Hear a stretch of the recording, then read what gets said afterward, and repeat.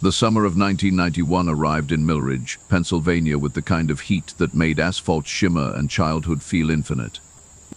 It was the sort of season where kids stayed outside until the streetlights flickered on, where screen doors slammed 100 times a day, and where parents still believed their neighborhoods were safe. The Hartwell family had moved to Pinewood Drive just 2 years earlier, drawn by the promise of good schools and quiet streets lined with maple trees. David Hartwell worked as an accountant at a firm in Pittsburgh, commuting an hour each way. His wife, Linda, taught piano lessons from their home, the sound of scales and sonatas drifting through open windows on lazy afternoons. Their twin daughters, Emma and Lily, had just turned 9 years old that June. The girls were identical in appearance but distinct in temperament. Emma was the cautious one, always checking twice before crossing the street, always finishing her homework before playing. Lily was her opposite, bold and mischievous, the first to climb the tallest tree, the last to come inside when called.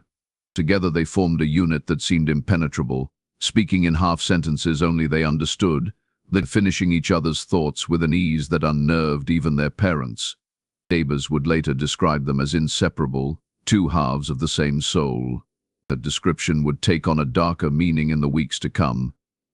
August 14th began like any other Wednesday.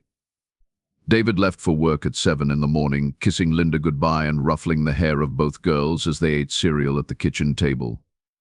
Linda had 3 piano students scheduled that afternoon. The twins played in the backyard, a sprawling half-acre bordered by a wooden fence on 3 sides and thick woods on the 4th. They had a swing set, a sandbox and a small inflatable pool that had seen better days. At approximately 2:30 in the afternoon, Linda finished her second lesson and walked to the kitchen to start preparing an early dinner. Through the window above the sink, she could see the girls playing on the swings, their laughter carrying through the humid air. At 3:15, her final student arrived. The lesson lasted 45 minutes. When Linda walked the student to the door at 4 o'clock, she called out to the twins that they had 15 more minutes before they needed to come inside and wash up for dinner. She heard no response, but that was not unusual. The girls often became so absorbed in their play that they ignored first calls.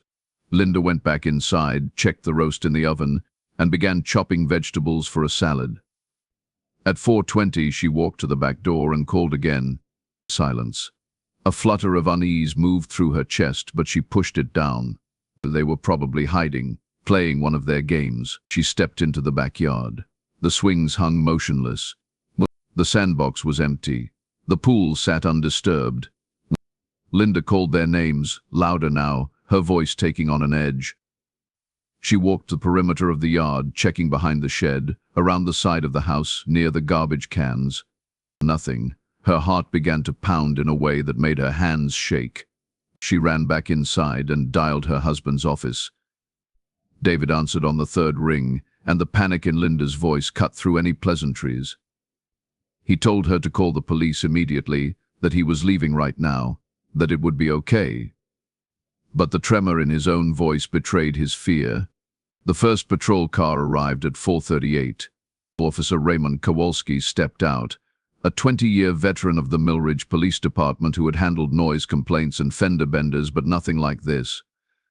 Linda met him at the door, words tumbling out in a frantic stream. 2 girls, twins, 9 years old, gone from the backyard. She only looked away for less than an hour. They never leave the yard without permission. Something is wrong. Something is terribly wrong. Kowalski radioed for backup and began a systematic search of the property. And by 5 o'clock, 3 more officers had arrived. By 5:30, David Hartwell pulled into the driveway, his face pale and slick with sweat. The initial search expanded to neighboring yards. Officers knocked on doors, asking residents if they had seen 2 young girls, blonde hair in ponytails, wearing matching purple shirts and denim shorts. No one had seen anything. No one had heard anything unusual. The neighborhood was quiet that afternoon, most people inside seeking refuge from the heat. By 6 o'clock, the decision was made to bring in search dogs. By 7, the local news had picked up the story. Twin girls missing from their backyard in Millridge. Anyone with information should contact police immediately. The first night was an agony of waiting. Linda refused to leave the house, convinced the girls would come running through the door at any moment, confused about why everyone was so upset. And David paced the living room, his hands clenched into fists, his mind racing through scenarios each more horrific than the last. Volunteers from the community arrived with flashlights, forming search parties that combed through the woods behind the property. The beams of their lights cut through the darkness like desperate fingers reaching for something just out of grasp. By midnight, the search was called off until dawn. The girls had been missing for 8 hours. Detective Angela Moreo took lead on the case the following morning. But she was 34 years old, sharp-eyed and thorough, known for her ability to remain calm under pressure. She arrived at the Hartwell home at 6:30 and sat down with Linda and David at their kitchen table. She asked them to walk her through the previous day in excruciating detail. What time did the girls wake up? What did they eat for breakfast? Did they mention anything unusual? Did they have any friends who lived nearby? Had there been any strange cars in the neighborhood recently? Any unfamiliar people? The Hartwells answered every question, their voices hoarse from crying and calling out into the night. Moreo learned that the twins had no history of running away. They were happy children, well-adjusted, doing well in school. There had been no fights, no punishments, no reason for them to leave voluntarily. The woods behind the house were dense, but not impassable. Local teenagers sometimes used them as a shortcut to the convenience store on Maple Avenue, but the trails were well known and not particularly dangerous. The theory that the girls had simply wandered off and gotten lost seemed plausible, except for one troubling detail. The search dogs had picked up the twins' scent in the backyard but lost it abruptly near the tree line. It was as if the girls had simply vanished into thin air. The investigation widened. Officers interviewed every resident within a 2-mile radius. They checked the backgrounds of neighbors, looking for sex offenders or anyone with a criminal history. They found nothing alarming. Millridge was a small town, population 8,000, where everyone knew everyone and strangers stood out, and the local media coverage intensified. Photographs of Emma and Lily appeared on the evening news, their smiling faces frozen in time. The tip line was established. The phone rang constantly with leads that went nowhere. Someone thought they saw the girls at a rest stop near Harrisburg. Someone else swore they spotted them getting into a blue van 3 towns over. Every lead was investigated. Every lead turned cold. By the end of the first week, the official search was scaled back. Volunteers continued combing the woods, but hope was beginning to fade. The FBI was contacted, and agents arrived to assist with the investigation. They brought expertise in child abduction cases, resources that the local police lacked. They interviewed the Hartwells separately, a standard procedure that felt like an accusation. Linda broke down in tears when asked if she was certain she had seen the girls at 2:30. Was it possible she was mistaken? Could they have left earlier? The implication hung in the air like smoke. Moreo shut down that line of questioning immediately. The Hartwells were victims, not suspects. The second week brought a development that sent shockwaves through the community. A man named Gerald Finch, who lived 4 blocks from the Hartwells, was brought in for questioning. Finch was 52 years old, unemployed, living alone in a house that neighbors described as run down and unwelcoming. He had no criminal record, but several people reported that he often sat on his front porch and watched children playing in the street. One mother claimed he had once offered her daughter candy, though Finch denied this vehemently. Officers obtained a warrant and searched his property. They found nothing. No evidence of the twins, no suspicious materials, nothing that connected him to the disappearance. Finch was released after 18 hours, but the damage was done.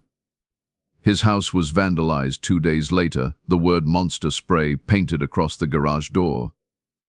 As summer turned to fall, the story of the missing Hartwell twins began to fade from the headlines. The tip line received fewer calls. Search parties dwindled. David returned to work, moving through his days like a ghost. Linda stopped teaching piano. The house on Pinewood Drive became a place of silent grief, every room haunted by absence. Emma's book sat untouched on her nightstand.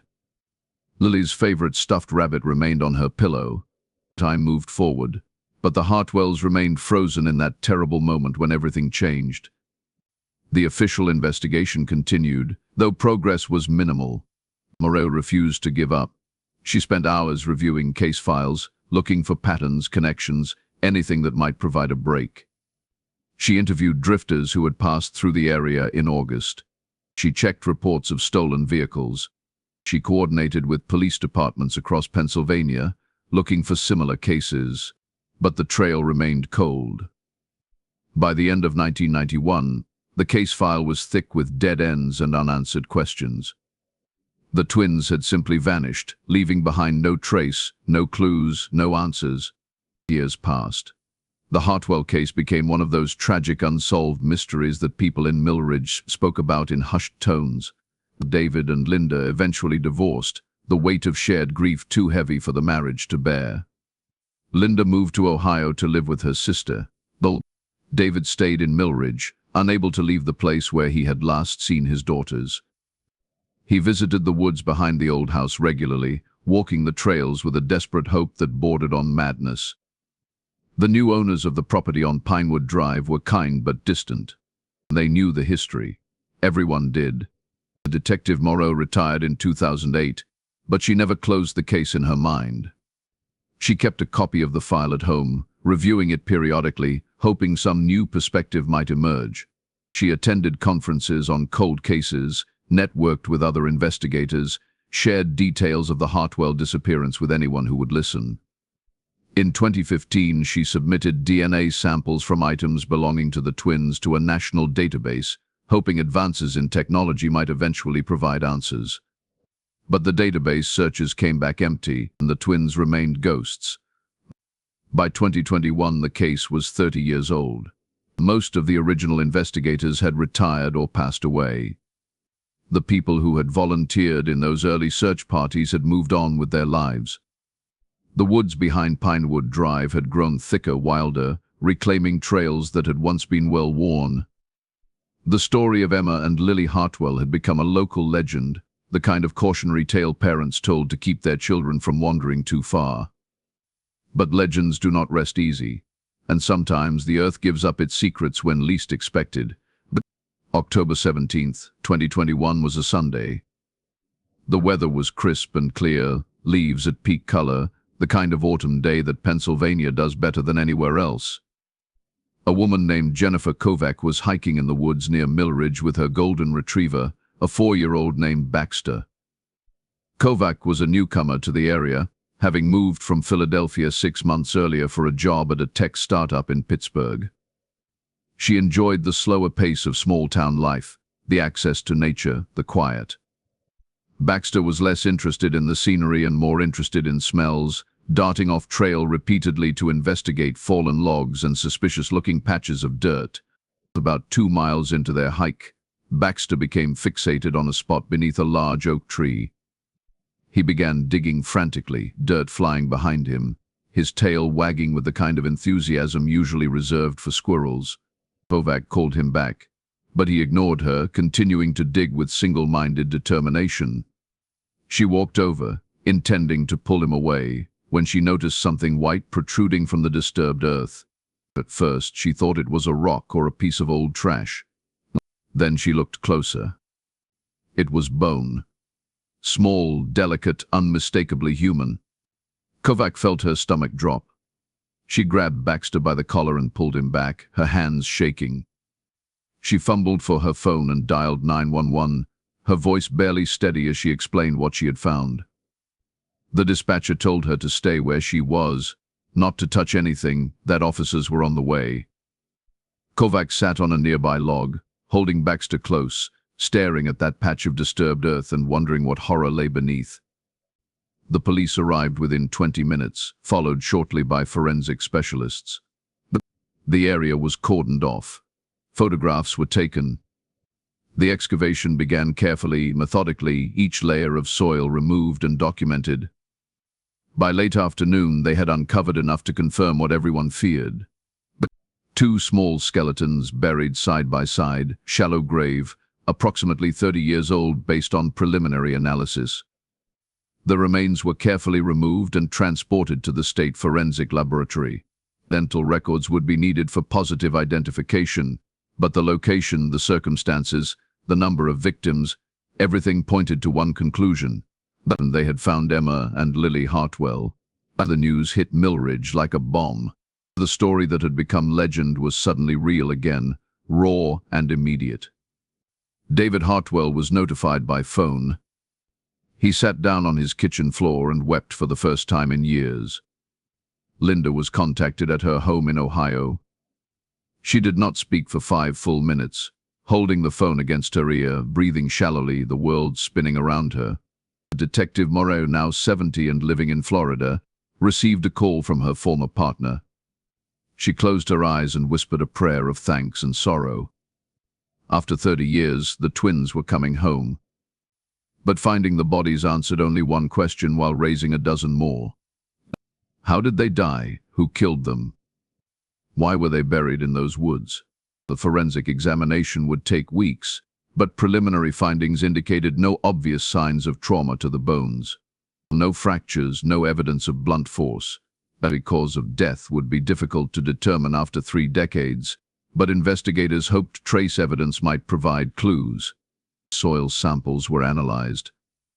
The area around the grave site was meticulously searched for anything that might have been left behind. What they found next would change everything. Approximately 15 feet from the grave, buried beneath layers of decomposed leaves, a forensic technician discovered a small metal object.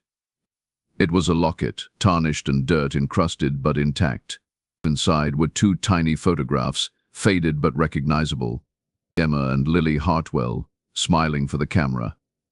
But the locket did not belong to the girls. It had been a gift, purchased from a jeweler in Pittsburgh in 1989. The receipt was still on file, and the name on that receipt belonged to someone who had never been a suspect, someone who had never even been questioned. The investigation was about to take a turn that no one saw coming. The name on the receipt was Thomas Everett Brennan, age 63 at the time of the discovery, a retired postal worker who had lived in Millridge his entire life. Brennan was known throughout the community as a quiet, unassuming man who kept to himself but was always polite when encountered at the grocery store or the library. He had never married, lived in a modest ranch house on Sycamore Street, and was regarded by neighbors as harmless, perhaps even lonely. His name had never appeared in the original investigation files. He had never been interviewed. There was no reason to suspect him of anything. But that locket changed everything. The Millridge Police Department, now working in conjunction with state investigators and FBI agents, moved quickly but carefully. They could not afford mistakes. 30 years had passed, evidence was scarce, and they had exactly one solid lead.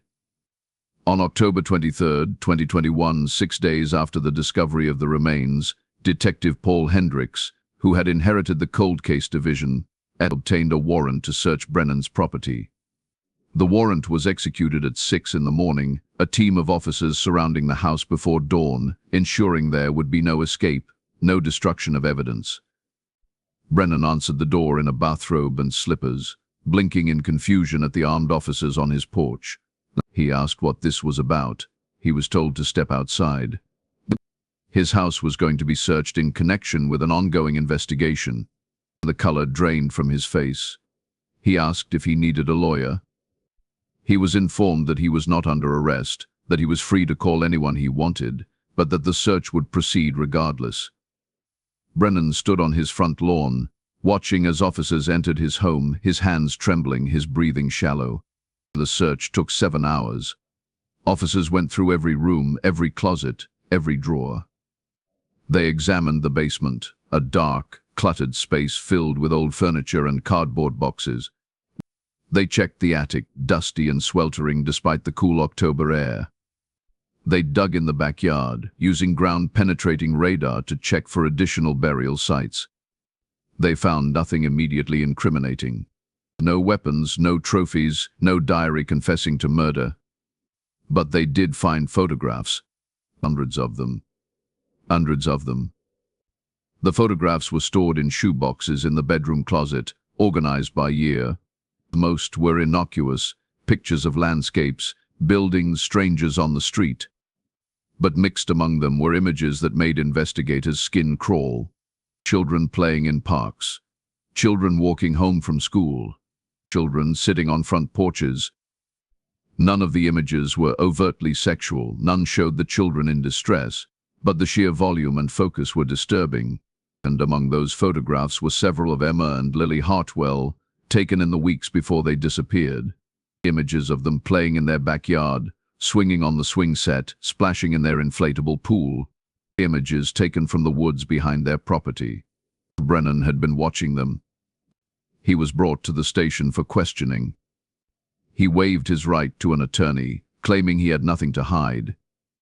Detective Hendricks sat across from him in the interrogation room, the locket in an evidence bag on the table between them. Hendricks asked Brennan if he recognized the item. Brennan stared at it for a long moment, his jaw working silently. Then he nodded. He said he had purchased it years ago as a gift for his sister, but she had passed away before he could give it to her. Hendricks asked when his sister had died. Brennan said 1990. Hendricks asked why the locket was found 15 feet from the graves of 2 murdered children. Brennan's face went pale. He said he did not know. He said he must have lost it while walking in the woods. He walked there often. It was a coincidence. Hendricks did not believe in coincidences. He pressed harder. He asked Brennan about the photographs. Why did he have pictures of the Hartwell twins? Brennan stammered, saying he enjoyed photography, that he took pictures of many things, that it was a hobby. Hendricks asked why he focused so much on children. Brennan became defensive, saying he never touched anyone, never hurt anyone, that taking photographs was not a crime. Hendricks leaned forward, his voice low and dangerous. He asked Brennan directly if he had killed Emma and Lily Hartwell. Brennan's eyes filled with tears. He shook his head violently. He said no, over and over, his voice rising to a near shout. But he did not ask for a lawyer. He did not leave. He kept talking. Over the next 4 hours, Brennan provided a statement that was equal parts confession and denial. He admitted to following the twins, to watching them play, to feeling a connection with them that he could not explain. He said they reminded him of his sister when she was young, before the cancer took her. He said he never wanted to hurt them, that he only wanted to be near them, to feel less alone. But he denied killing them. He insisted he had nothing to do with their disappearance. When asked how his locket ended up near their graves, he claimed someone must have stolen it from him, must have planted it there to frame him. Hendricks asked who would do such a thing. Brennan had no answer. The forensic analysis of the remains provided limited additional information. The girls had been deceased for approximately 30 years, consistent with their disappearance in 1991. There were no signs of skeletal trauma, no broken bones, no evidence of stabbing or gunshot wounds. Toxicology was impossible after so much time. The most likely cause of death was suffocation or strangulation, neither of which leaves marks on bone. The fabric fragments found with the remains were analyzed and determined to be consistent with cotton clothing from the early 90s. Soil samples indicated the bodies had not been moved after burial. They had been placed in that location shortly after death and left undisturbed for 3 decades. The locket itself was examined exhaustively. Fingerprints had degraded over time, but DNA was recoverable. The results showed genetic material from 2 sources. One profile matched Thomas Brennan. The other was unknown, not in any database. This was a significant complication. If someone else had handled the locket, if Brennan's story about it being stolen had any merit, then the case was far from closed. The prosecutors needed more evidence to bring charges. They needed a confession or irrefutable physical proof linking Brennan directly to the murders. The public reaction to the arrest was immediate and intense. News outlets descended on Millridge like vultures. The small-town police station was besieged by reporters demanding information. Social media exploded with speculation and outrage. Brennan's home was vandalized within days, windows smashed, obscenities spray painted across the siding. He was released on bail after 48 hours, unable to be held longer without formal charges. He returned to his damaged house and barricaded himself inside, refusing to speak to anyone. His neighbors avoided eye contact. Parents pulled their children indoors when his car passed. He had become a pariah, guilty in the court of public opinion regardless of what the legal system decided. David Hartwell gave a statement to the press, his voice thick with emotion. He said he was grateful the girls had been found, that they could finally be laid to rest properly. He said he hoped justice would be served, that whoever was responsible would be held accountable. But privately, he struggled with the revelation. The idea that someone had been watching his daughters, stalking them, photographing them without his knowledge, it was a violation that went beyond murder. It poisoned every memory of that summer, made him question how he could have been so blind. Linda Hartwell did not make a public statement. She flew to Pennsylvania to identify personal effects found with the remains, a heartbreaking task that left her barely able to function. She saw the small purple shirts, faded and stained, that her daughters had worn on the day they disappeared. She saw the scrunchies that had held their ponytails in place. She saw fragments of the lives that had been stolen from them. When asked if she believed Brennan was responsible, she said she did not know. She said she wanted to believe that answers would come, but 30 years had taught her that some questions have no resolution. The investigation continued, but progress was slow. Detectives re-interviewed everyone connected to the original case, looking for any mention of Brennan, any interaction he might have had with the Hartwell family. They found nothing substantial. Brennan had delivered mail in a different part of town. He had no known connection to the family, no reason to target the twins, specifically beyond his disturbing obsession with children. The psychological experts were consulted. They profiled Brennan as a possible pedophile, someone whose impulses had escalated from voyeurism to abduction and murder. But profiles were not evidence. They needed something concrete. In November 2021, investigators caught a break. A woman named Patricia DeMarco came forward with information she had kept secret for 30 years. DeMarco was now 58 years old, but in 1991 she had been 28, working as a cashier at a convenience store on Maple Avenue, the one that teenagers used as a destination when cutting through the woods. She told detectives that on the afternoon of August 14, 1991, she had seen a man matching Brennan's description purchasing a pack of garbage bags and a shovel. The time was approximately 3:45 in the afternoon, roughly an hour after the twins were last seen. She remembered because it struck her as odd. The man was sweating profusely, seemed agitated, kept glancing toward the door as if expecting someone to follow him inside. DeMarco had not come forward during the original investigation because she had not made the connection. She did not know the twins had gone missing until later that evening, and by then the memory had faded into background noise. But seeing Brennan's face on the news, seeing his photograph splashed across every channel, brought it rushing back. She was certain it was him. She would swear to it in court. Hendricks felt a surge of adrenaline. This was the kind of testimony that could change everything. But defense attorneys would tear her apart. 30-year-old memories were notoriously unreliable. She could be mistaken. She could be seeking attention.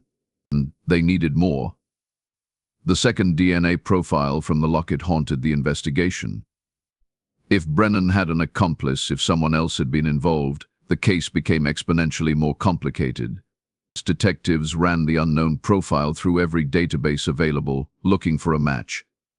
They expanded the search to include familial DNA, hoping to identify a relative who might lead them to the source.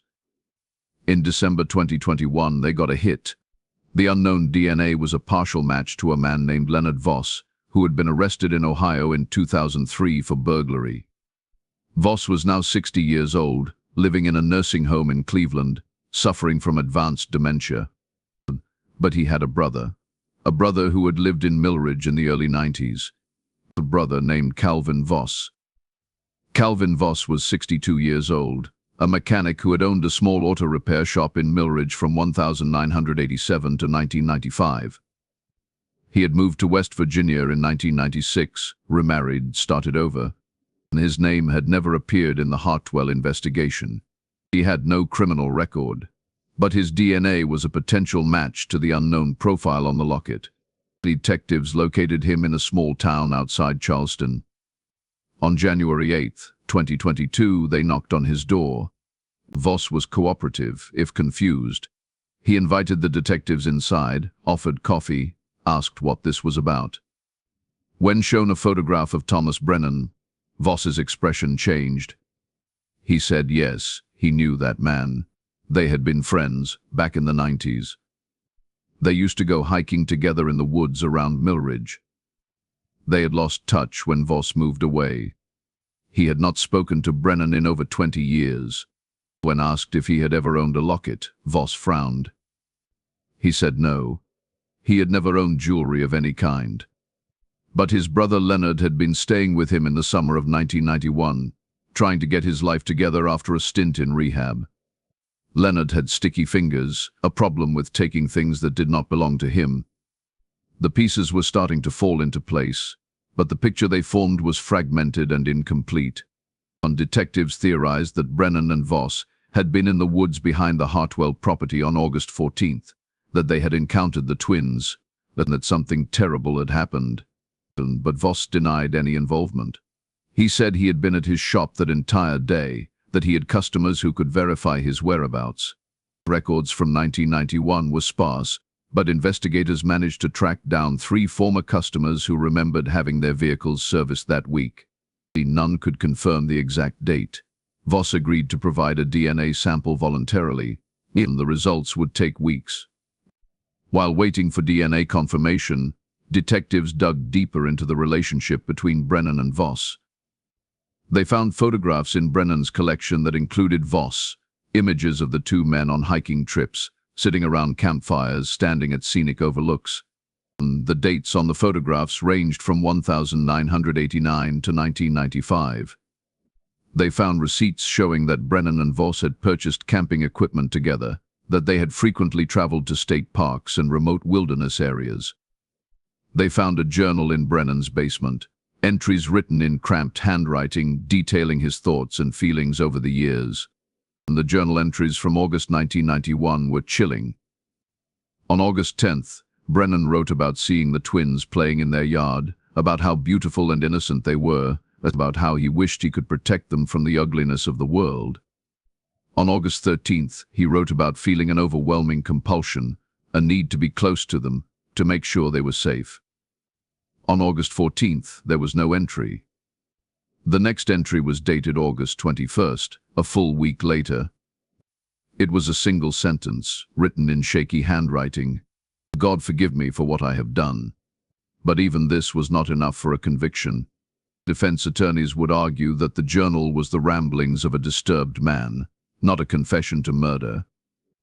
The phrase could refer to anything: his voyeurism, his photography, his obsessive thoughts. Without a clear admission of guilt, without physical evidence directly tying him to the act of killing, the case remained circumstantial. The prosecutors were frustrated but determined. They would build the strongest case possible and let a jury decide. In February 2022, the DNA results confirmed that Calvin Voss was the source of the unknown profile on the locket. Voss was arrested at his home in West Virginia and extradited to Pennsylvania. He immediately requested an attorney and refused to make any statements. His lawyer argued that touching a locket was not proof of murder, that Voss had been friends with Brennan, and that it was entirely plausible he had handled the item innocently at some point before it was lost or stolen, and the legal maneuvering began in earnest. Thomas Brennan was formally charged with 2 counts of first-degree murder in March 2022, but Calvin Voss was charged as an accomplice. Both men pleaded not guilty. The trial was scheduled for October, nearly a full year after the remains were discovered. The media frenzy reached a fever pitch. Talking heads debated the case on cable news, but podcasts dedicated entire seasons to analyzing the evidence. True crime enthusiasts on the internet played armchair detective, proposing theories that ranged from plausible to absurd. The Hartwell family tried to retreat from the spotlight, but privacy was impossible. Their tragedy had become entertainment, and the trial began on October 3, 2022. The courthouse in Millridge was packed every day, spectators lining up before dawn to secure a seat. David Hartwell attended every session, sitting in the front row, his face a mask of controlled fury. Linda could not bring herself to be present. She followed the proceedings through news reports, each day a fresh wound. The prosecution presented their case methodically. They showed the photographs Brennan had taken of the twins. They presented the locket, the DNA evidence, the testimony from Patricia DeMarco about the shovel and garbage bags. They read excerpts from Brennan's journal.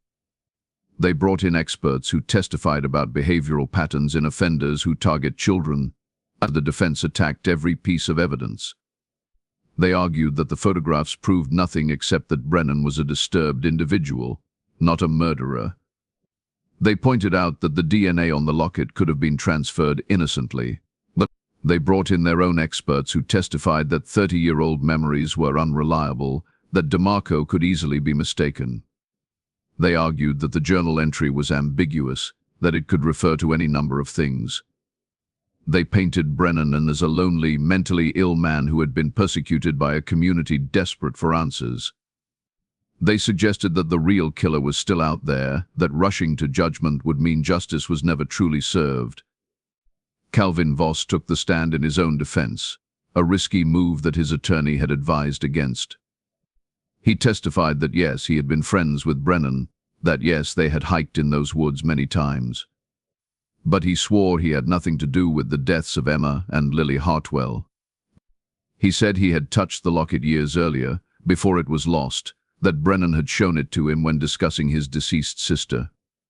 He said he was horrified to learn what his former friend had done, that he had cut ties with Brennan in the mid-90s because his behavior had become increasingly erratic. Under cross-examination, the prosecutor hammered him. Why had he not come forward when the twins disappeared? Why had he never mentioned his friendship with Brennan during the original investigation? Voss had no good answers. He stumbled over his words, sweat beading on his forehead. The jury watched him closely. Thomas Brennan did not testify. His attorney felt there was too much risk, that anything he said could be twisted against him. Instead, they relied on creating reasonable doubt, poking holes in the prosecution's narrative. They pointed out that there was no physical evidence placing Brennan at the actual burial site at the time of burial.